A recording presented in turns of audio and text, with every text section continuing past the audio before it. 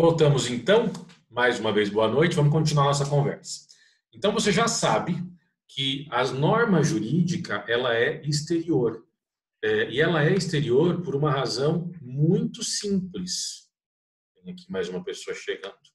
Ela é exterior porque o direito, para o direito, é relevante a conduta externa do homem e não a sua motivação ou se ele concorda ou não com aquilo. O que é relevante é que o cara faça alguma coisa respeitando a norma. E agora, dentro de si, como ele pensa ou interpreta isso, isso não importa. Para a norma moral, nós temos a característica dela ser interna ou interior. Por quê? Porque uma pessoa, ela só adere a uma conduta moral por entender que é assim que ela deve agir.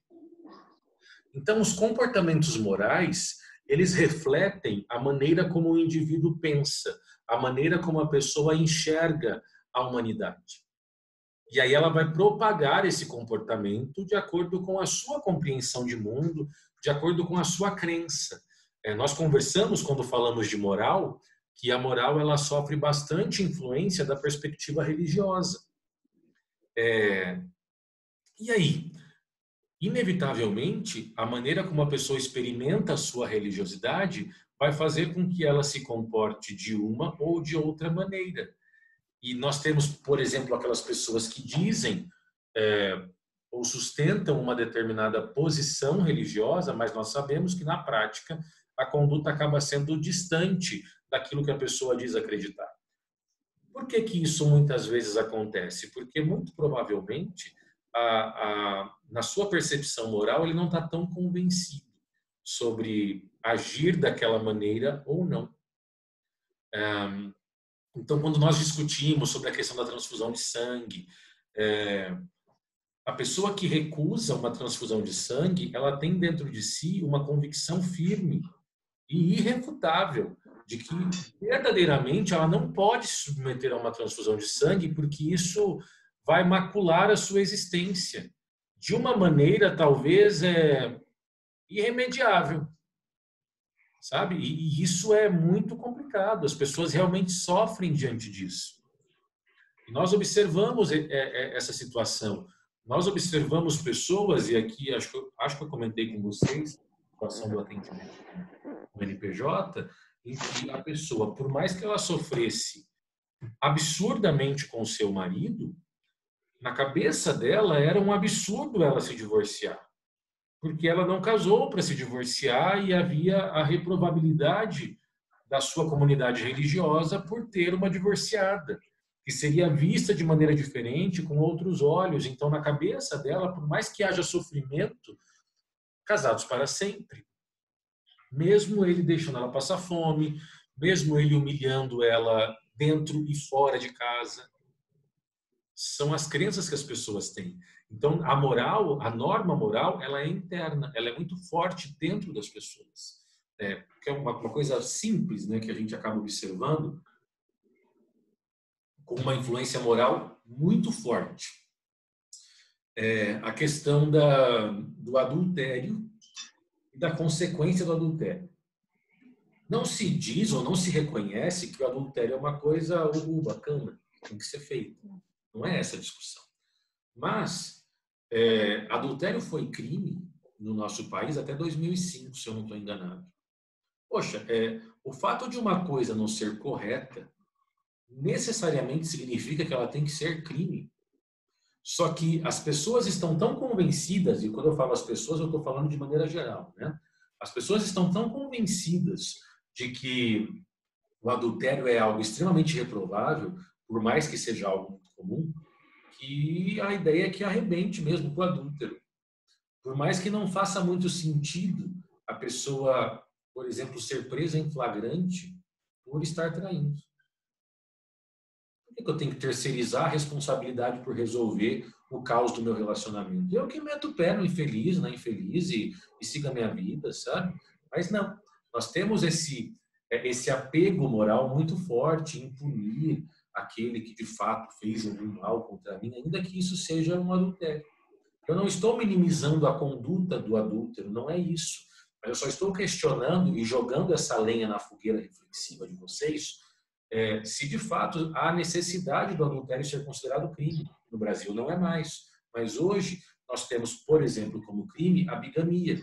Uma pessoa que é casada e ela consegue constituir um novo casamento. Essa pessoa pode responder pelo crime de bigamia. Isso é razoável? Isso ser criminalizado? Tá certo isso ser errado, ok, nós temos um parâmetro no nosso ordenamento jurídico, o princípio da monogamia, tá ok. Mas criminalizar esse tipo de conduta seria adequado? Precisamos refletir sobre isso, mas isso é claramente uma influência moral dentro daquilo que o direito decidiu proibir. Nós temos várias proibições que elas têm muito mais uma carga moral do que uma carga jurídica propriamente dita. Se a gente parar para pensar, se nós fôssemos depender ou esperar que o nosso legislativo reconhecesse a união entre pessoas do mesmo sexo, muito provavelmente, até hoje, nós não teríamos esse reconhecimento, ou essa possibilidade de casamento ou união estável. Porque nós temos um legislativo muito conservador, uma bancada religiosa com muita força. Mas aí eu paro para perguntar para você, por mais religioso que você seja, se o Estado é laico, ele não tem uma religião oficial, mas pelo contrário, ele assume a responsabilidade e o compromisso de respeitar todas as manifestações religiosas, por que é relevante quem as pessoas se relacionam? São pessoas maiores, pessoas capazes, elas que se relacionem com quem elas quiserem. Por que o Estado tem que se preocupar com isso? E aí nós percebemos quanta influência moral nós sofremos. E quanto mais conservador um Estado é, e o nosso Estado é um Estado conservador, mais influência da moral ele vai ter. Mas nós conseguimos fazer essa separação. Para o direito, só é importante a maneira como a pessoa exterioriza suas ações. Para a moral, nós temos uma ação que valida o que ela pensa. A moral é interna. A pessoa primeiro acredita naquilo e depois ela passa a aderir àquele comportamento ou a praticá-lo. Uma segunda diferença que nós podemos observar em relação à norma jurídica e à norma moral é que a norma jurídica ela é heterônoma. E temos aqui a demonstração no slide. Já por sua vez, a norma moral ela é autônoma. O que significa ser heterônoma? Heterônoma significa que a norma não deriva da nossa vontade, da vontade de cada indivíduo. A norma jurídica ela não é produto da vontade minha ou de cada um de vocês. A norma jurídica ela é produto da vontade do legislador. Então, ela não depende daquilo que eu penso. Acredito que cadê que eu queria batatinha? Oi? Alguma pergunta, pessoal? Vamos lá. Então, por exemplo, se nós fôssemos fazer uma enquete entre todos os que estão assistindo a aula, e eu perguntasse aqui, quem é a favor do IPVA, por exemplo? Eu acredito que a boa parte das pessoas seriam contrárias ao IPVA. Se dependêssemos de nós não pagaríamos o imposto de renda no valor que muitos pagam, e IPVA, por exemplo, na alíquota que nós pagamos, que desde a reeleição do Richa, né? Pessoas já falando besteira na aula. Desde a reeleição do Richa, a alíquota foi aumentada de 2,5% para 3,5%. Tenho certeza que ninguém vai concordar com isso.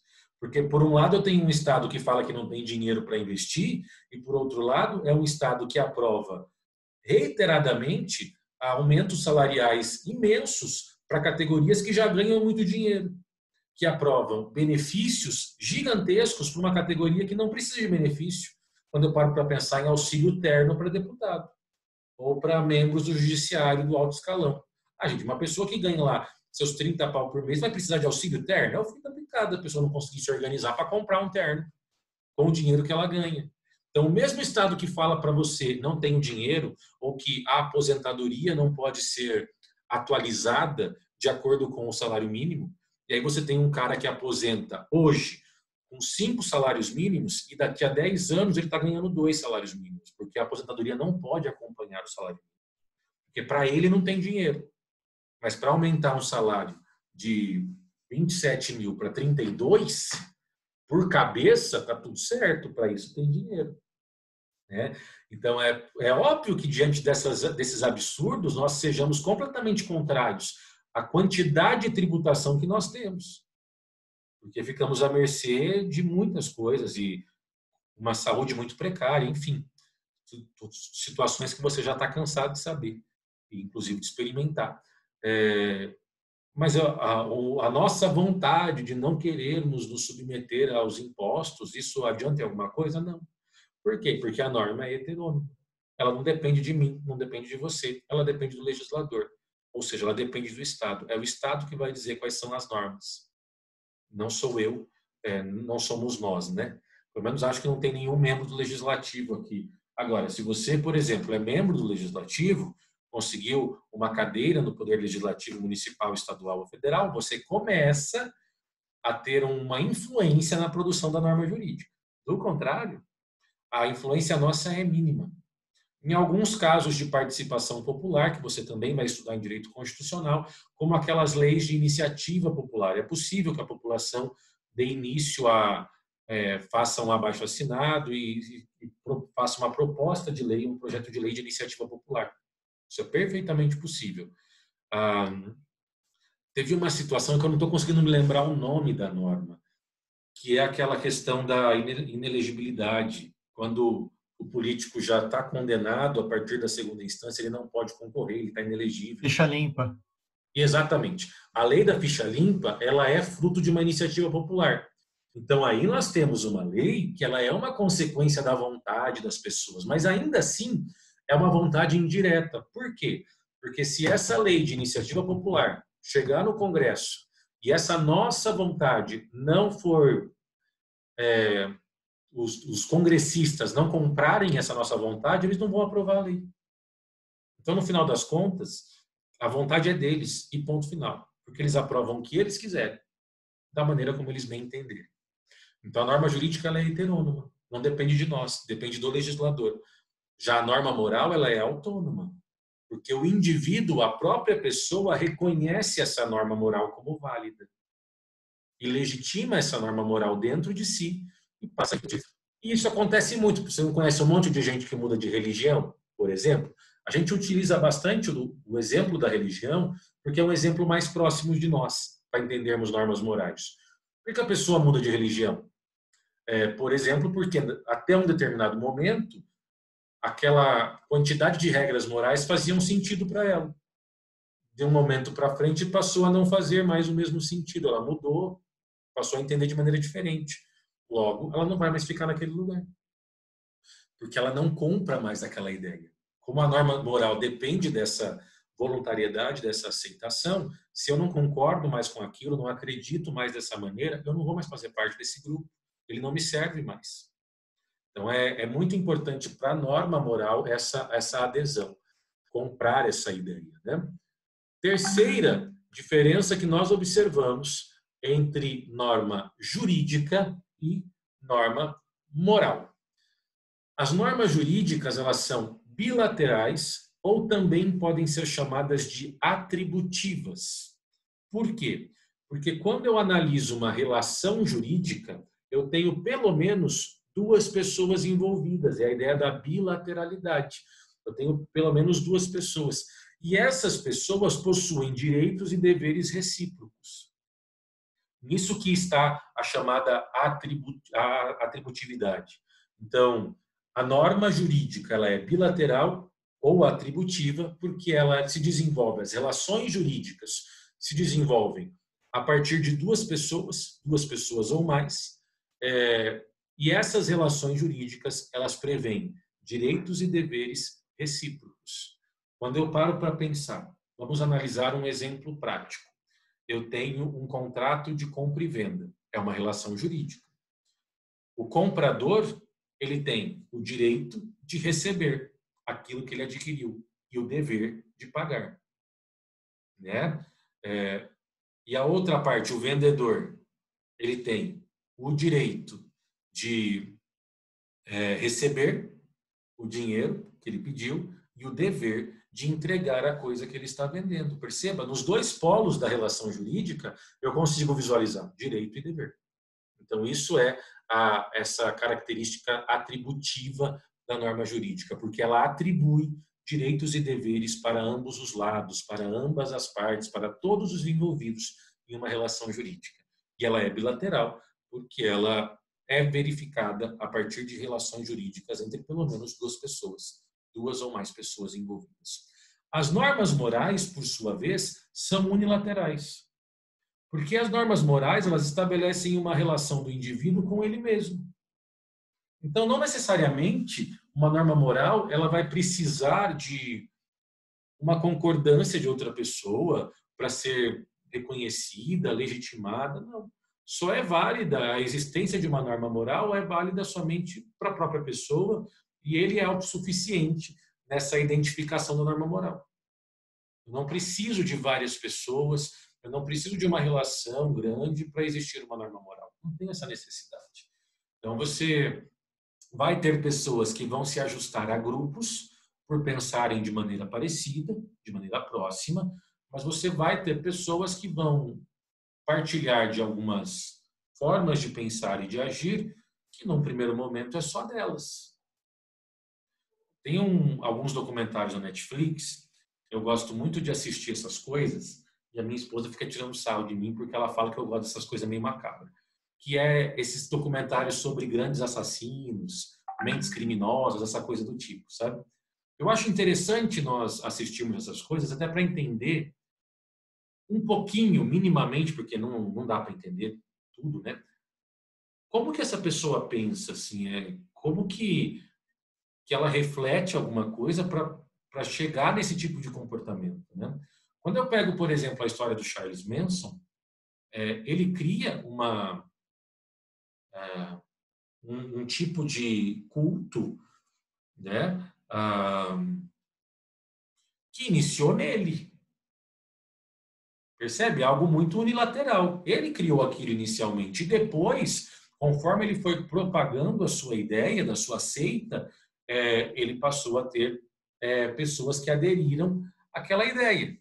Mas começou nele. Depois que passou a se propagar entre outras pessoas. E aí formou um grupo de assassinos, né, literalmente, em que essas pessoas, Manson, ele mesmo nunca matou ninguém, mas ele conseguia fazer com que as pessoas matassem por ele.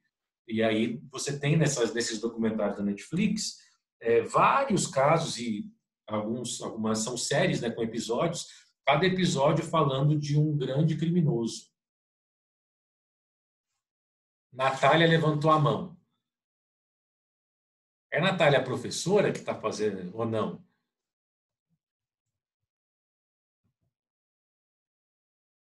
Tem alguma pergunta, povo? Eu perguntei porque teve esses dias que teve um professor que entrou numa aula, aí a gente às vezes entra na aula do outro para fazer graça, né? Aí tá lá a Natália, eu falei, vai que é a Natália, que é um professor da FAP, que certamente a Natália faria isso, se ela não estivesse dando aula. Mas, enfim, vamos lá. Aí a gente consegue perceber. Entendem isso quando eu falo sobre bilateralidade da norma jurídica e unilateralidade da norma moral? Conseguem compreender essa dinâmica? Se você não entende, como sempre eu falo para você, me manda mensagem, libera o seu áudio, faz uma pergunta, não fique com dúvida. Eu estou aqui para dar um jeito de você aprender. E eu vou dar um jeito de você aprender, mas para isso você tem que me falar que você não está acompanhando, não está entendendo.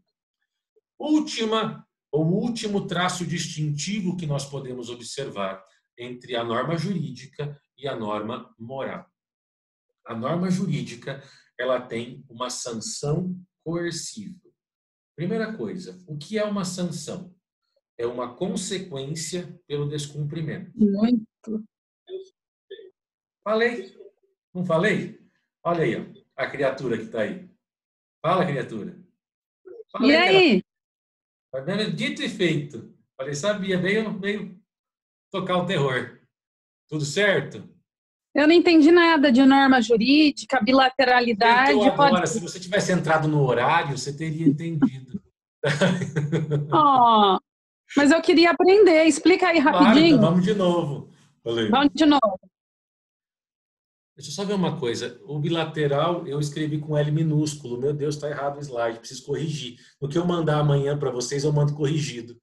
ficou parecendo bilaterai. Porque eu fui digitando maiúsculo com shift, sabe? E aí acho que na última letra ficou minúsculo. A criaturinha, Natália, você que é uma pessoa penalista, né? Vocês terão aula de direito penal com a Natália. O que eu estou falando para eles? Né? A diferença do embate entre norma moral e norma jurídica, teoria geral do direito. Certo. Norma moral tem como característica a bilateralidade, porque, em regra, ela vai se desenvolver a partir de uma relação entre pelo menos dois polos ou dois indivíduos. Eu tenho pelo menos dois parâmetros. Se eu vou, por exemplo, para a área penal, que é a sua área. Quando eu faço análise de uma conduta típica, ilícita e culpável, quando eu faço análise de um crime, eu tenho, de um lado, o ofensor que praticou o ato delitivo e, de outro lado, eu tenho a vítima. Sim. Então, essa relação eu acabo observando nas mais diversas relações jurídicas. Quando eu penso em um negócio jurídico, que é uma área específica do direito civil, a partir do artigo 104, eu tenho um negócio jurídico sempre produzido a partir da aproximação de pelo menos duas pessoas. Não se faz negócio jurídico consigo mesmo. Eu preciso ter essa pluralidade de pessoas. Quando eu penso em uma outra norma jurídica, a questão da parentalidade, uma filiação. Para ter filiação, eu tenho que ter dois polos, no mínimo, que é a figura daquela pessoa que exerce a função de pai ou de mãe e aquela pessoa que exerce a função de filho.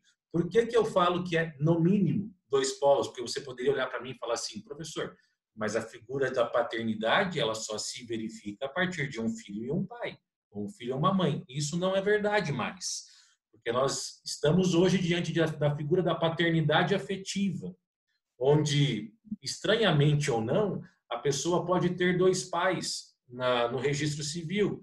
Isso não significa dois pais em uma união homoafetiva. Eu estou falando uma mãe e dois pais, eu estou falando três pais, de certo modo. Isso é possível.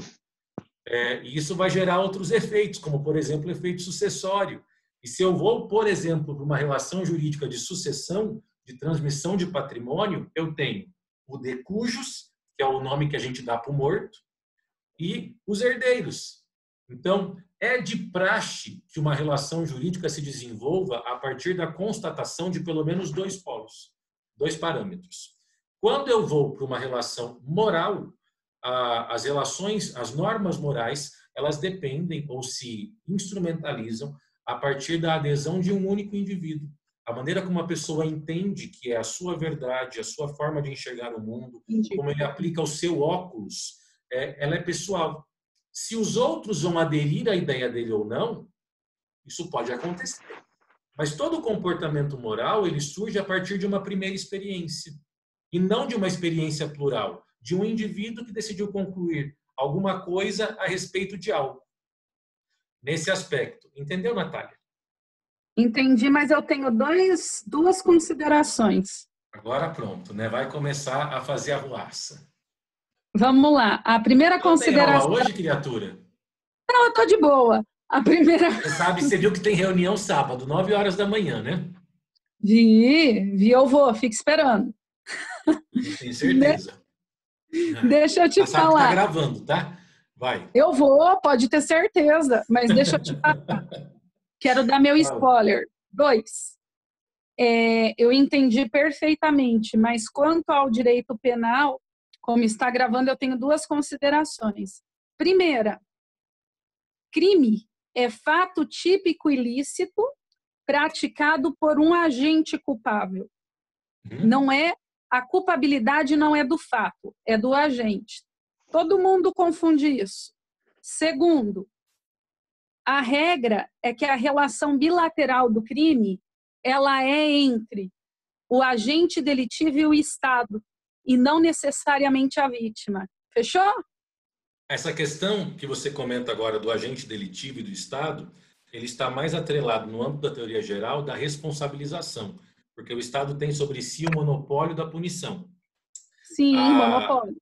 Mas quando a gente pensa nas relações jurídicas, por mais que o Estado exerça a punição, a relação jurídica está atrelado mais ou menos à ideia de causa e efeito. O efeito imediato da prática criminosa, ela atinge a vítima. Por mais que possa atingir o Estado também. Mas a vítima é a primeira pessoa que sofre os efeitos do crime. E aí é nessa ideia que se sustenta a bilateralidade, entendeu? E a quem sofre o efeito da relação jurídica, efetivamente. Está muito baixo, Natália, não te ouvi. É sobre quem sofre efetivamente o efeito do crime. Nessa abordagem, sim. Mas ainda que eu vá para esse caminho da responsabilização, ela não deixa de ser bilateral. Sim, sim. Ela não deixa de ser bilateral. Não, porque daí vai para o Estado. Entendi. Mas beleza, gente. Um abraço para vocês. Eu volto outro dia. Isso. Até mais. Tchau, Natália. Até mais. Vamos lá. Pessoal, norma jurídica tem sanção coercível. E a norma moral, ela não tem coercibilidade. O que isso significa, pessoal? Quando eu digo que a norma jurídica tem sanção coercível. Sanção é a consequência do descumprimento da norma. Então, nós precisamos compreender essa situação. Toda norma descumprida vai resultar em uma sanção, em uma consequência. Aí vai depender, pessoal, se a norma ela é proibitiva, se ela é permissiva ou se ela é positiva no sentido de determinar uma conduta. A gente vai falar sobre isso depois. Depois a gente vai retomar essa ideia. Mas, de maneira geral, você já deve ter percebido que no direito sempre tem exceção sobre alguma coisa, mas, de maneira geral, se a norma jurídica ela for descumprida, nós teremos uma consequência para o descumprimento. E essa consequência a gente vai chamar de sanção. E o que é essa coercibilidade? É possível, quando eu tenho uma norma jurídica, que eu seja obrigado a cumprir a norma jurídica. O Estado consegue fazer uso da coação, fazer uso da força para me obrigar a ter determinado comportamento. Então, exemplo, se uma pessoa ela tem uma medida restritiva, não sei se você ouviu falar, mas nós tivemos um aumento significativo dos casos de violência doméstica nesse tempo de quarentena. Porque o cara não está mais saindo de casa, fica nervoso, fica irritado, se ele já era uma pessoa violenta, ele acaba descontando nas mulheres. Se uma mulher ingressa com uma ação de divórcio e ela pede uma medida de urgência de separação de corpos, o juiz vai determinar que esse cara fique longe, distante da sua companheira, para preservar a segurança dessa companheira. Ele não respeita isso. Ela pode ligar para a polícia e ele vai respeitar na marra. Vai ser levado para a delegacia e vai sofrer as consequências do descumprimento da ordem jurídica. Isso tudo para a gente perceber que é sempre possível que o Estado me obrigue a cumprir a norma jurídica. E isso é a chamada sanção coercível. Isso é a ideia da coação, a possibilidade do uso da força para me obrigar a cumprir determinado comportamento. Já a norma moral, ela não pode fazer uso da força para me obrigar a aderir a esse comportamento. Pelo menos não no Brasil. Você pega países em que o Estado se mistura com a figura da religião, em que se a pessoa não professar aquela fé ou não cumprir o determinado comportamento religioso, ela vai sofrer consequências severas, inclusive podendo ser morta por isso. Ali eu tenho uma moralidade coercível. No Brasil isso não existe. Se eu não concordo com aquele comportamento moral, eu não concordo e eu não faço. O máximo que eu vou ter é uma reprovação pelo grupo que acredita naquilo. Mas ninguém pode me obrigar a realmente me submeter àquilo. Então, decidi me converter ao judaísmo. Como eu não era judeu quando era criança, então não passei pela circuncisão. Não me submeti à circuncisão. Então, agora, para ser adepto ao judaísmo e ser aceito pela comunidade, eu preciso me submeter à circuncisão. Mas eu não concordo com isso. Eu não vou permitir que alguém meta uma faca em um lugar tão específico e importante da vida. Então, não vou fazer circuncisão. Ok. Se eu não quero fazer, o máximo que vai acontecer é eles falarem, olha, então a gente não vai te aceitar como membro. Tá tudo certo. Agora, eles podem me segurar na marra, na força e realizar a circuncisão? Não. Se eles fizerem isso, eles responderão um processo por terem me obrigado a fazer isso. Então, a norma jurídica, ela pode ser levada a efeito pelo uso da força, na marra. A norma moral, não. A norma moral é uma questão de convencimento. Se eu não fizer, se eu não aderir, o máximo que vai acontecer comigo é eu não mais fazer parte do grupinho. Beleza? Pessoal, até pelo tempo que está faltando, eu não vou começar esse quadro. A gente continua esse quadro a partir de amanhã. E aí vamos até o final desses slides sobre norma jurídica. Lembrando, amanhã eu posto para vocês o slide completo. Então vai dar a aparência de que foi o mesmo arquivo, mas não será. Baixe de novo, por favor. Tá bom? No mais, muito obrigado pela participação e presença de todos. É sempre um prazer conversarmos. Nos vemos amanhã. Até mais, boa noite, se cuidem. Fiquem com Deus. Tchau, tchau.